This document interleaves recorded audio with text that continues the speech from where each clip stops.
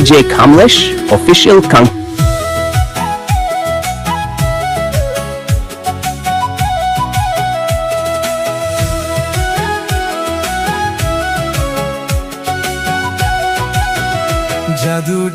जादू डारे कैसे जादू डारे रे। जादू डारे कैसे जादू डारे रे। देखे जब तोला रे कहोगे मोला रे। देखे जब तोला रे कहोगे मोला रे। गोरी मोला माया होगे माया होगे माया होगे रे। DJ Kamlesh official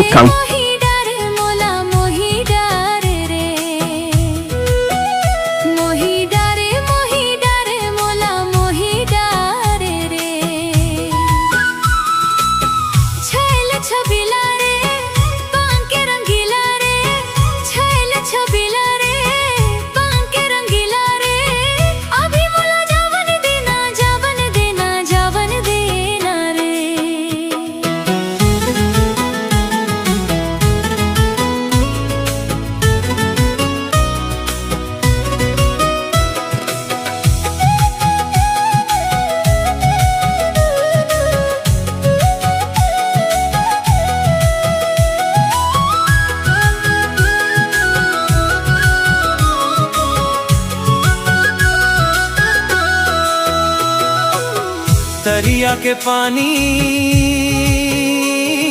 लागे हवे बानी। चढ़ती जवानी तोर कहते कहानी।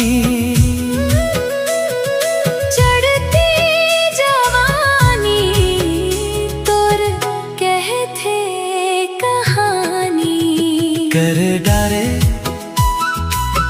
कर डारे मोला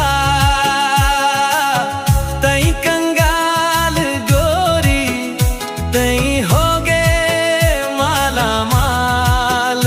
कजरारी आँखी तोर लाल गोरी गुलाबी तोर गाल। आहू लेके DJ Kamlesh official गोरी मोला माया होगे माया होगे माया होगे रे। जादू डारे कैसे जादू डारे रे।